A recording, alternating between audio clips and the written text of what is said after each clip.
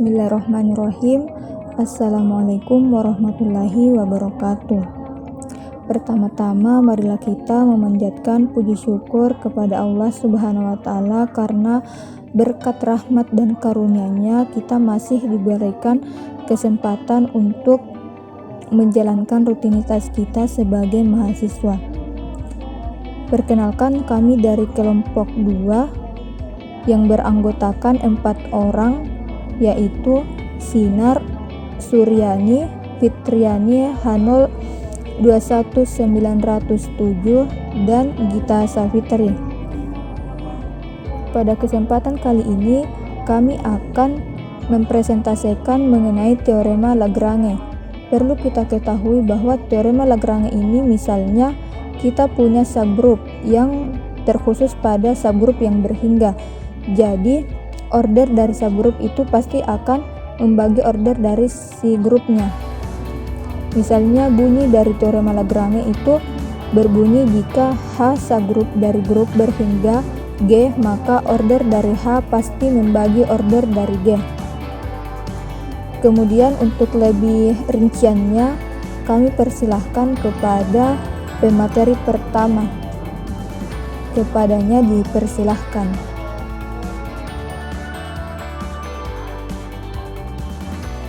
Baiklah, kita masuk pada teorema Lagrange. Apa sih teorema Lagrange itu? Bunyinya adalah kita punya subgrup H. Tapi di sini khusus grup berhingga ya. Jadi di sini teorema Lagrange itu bilang bahwa subgrup order dari grup itu pasti membagi order dari si grupnya.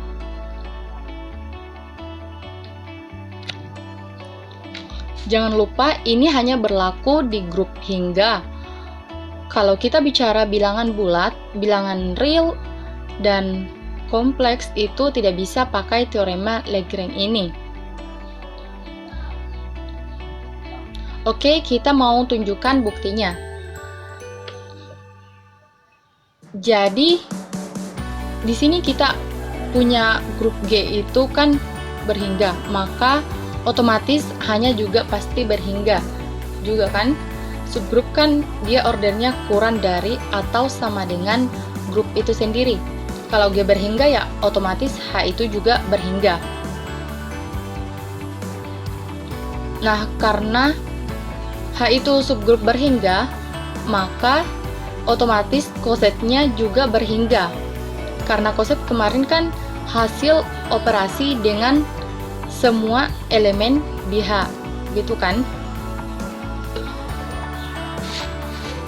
Nah, di sini kita misalkan koset H dalam G adalah HA1, HA2, HA3 sampai HAN. Nah, kita akan tunjukkan bahwa order dari koset-koset ini itu akan sama dengan order dari H.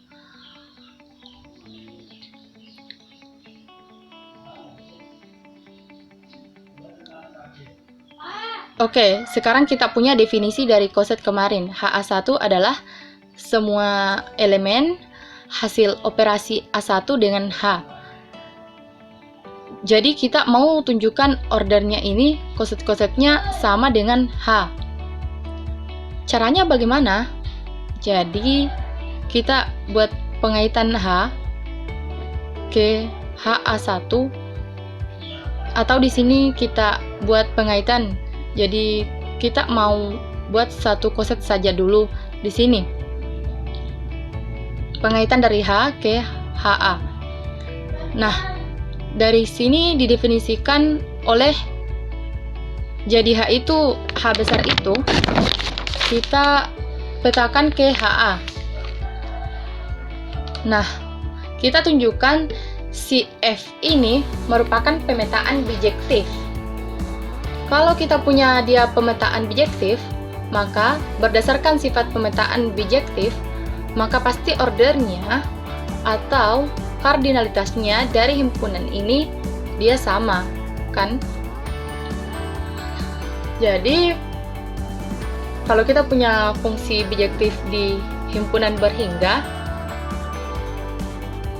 Jadi kita punya ordernya ini atau kardinalitas himpunan ini dia sama. Nah, dari pengatain ini kita tunjukkan bijektif berarti harus memenuhi injektif dan subjektif. Nah, untuk menunjukkan dia injektif satu-satu, berarti kan kita mau tunjukkan FA-nya injektif. Kita mau ambil dua elemen di H. Yang petanya dia sama. Jadi di sini kita ambil sebarang dua elemen di H, H1 dan H2 yang bersifat FH1 sama dengan FH2.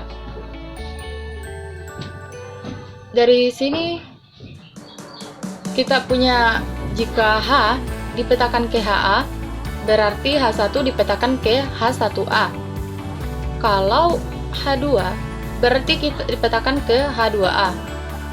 Nah, dari sini dengan konselasi kanan kita buang A-nya, kita dapatkan H1 sama dengan H2.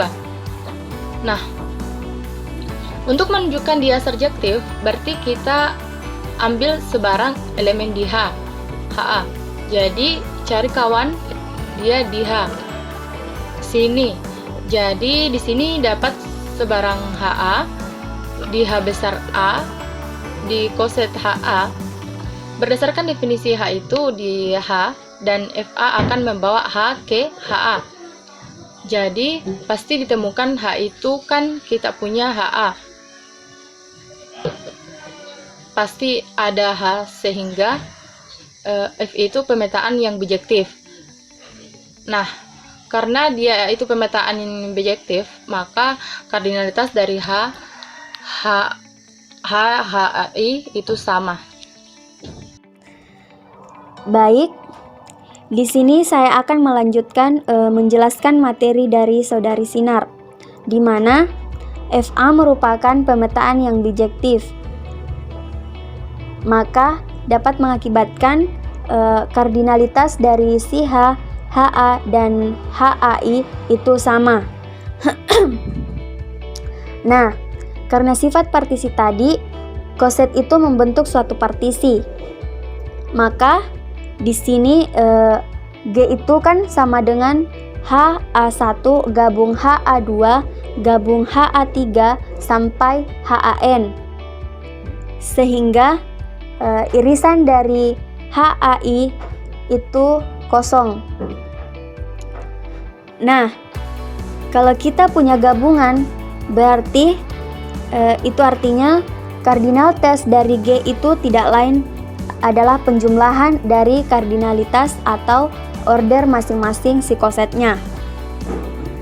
Jadi, di sini kita punya HA1 ditambah HA2 ditambah kardinalitas atau order HA3 sampai order dari HAN.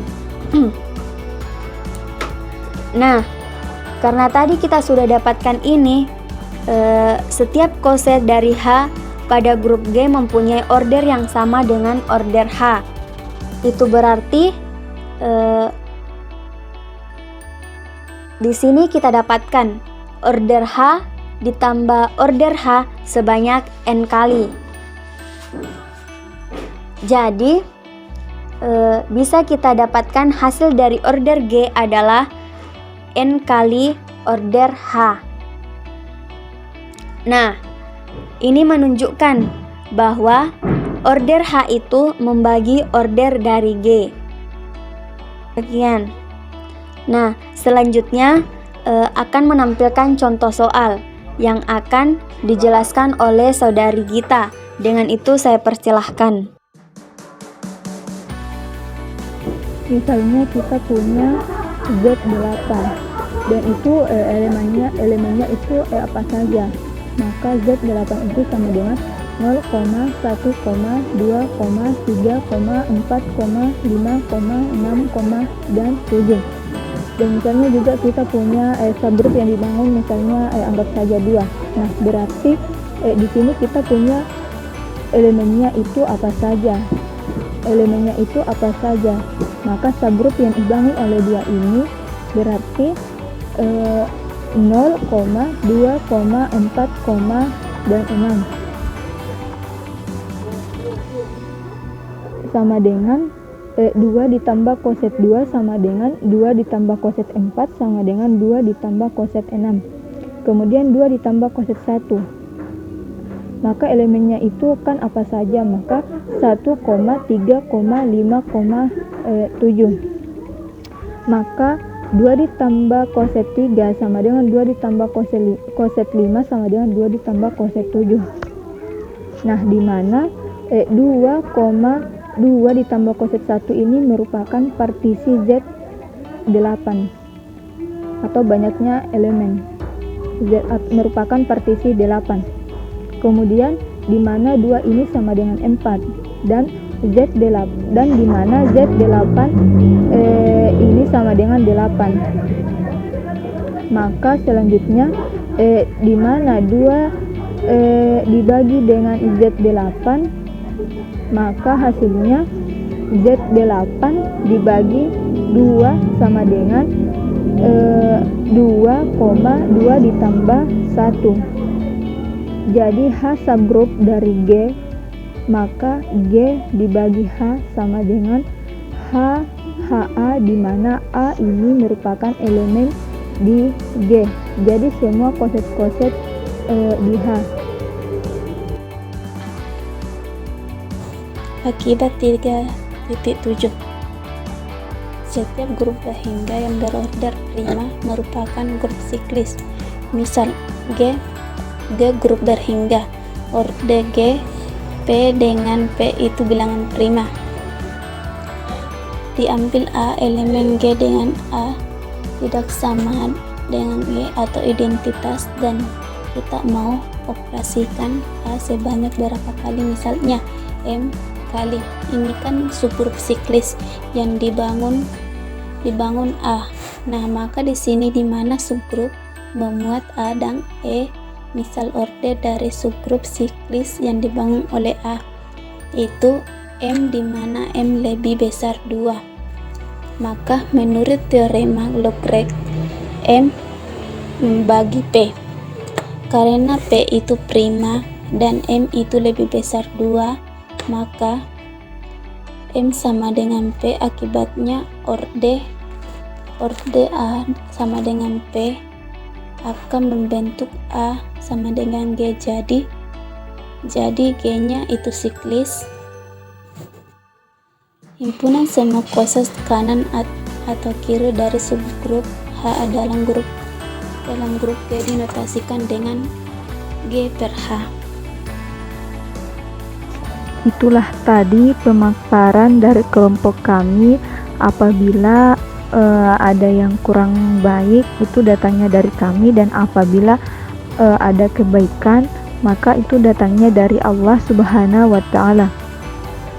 Sekian dari presentasi kelompok kami akhiri. Assalamualaikum warahmatullahi wabarakatuh.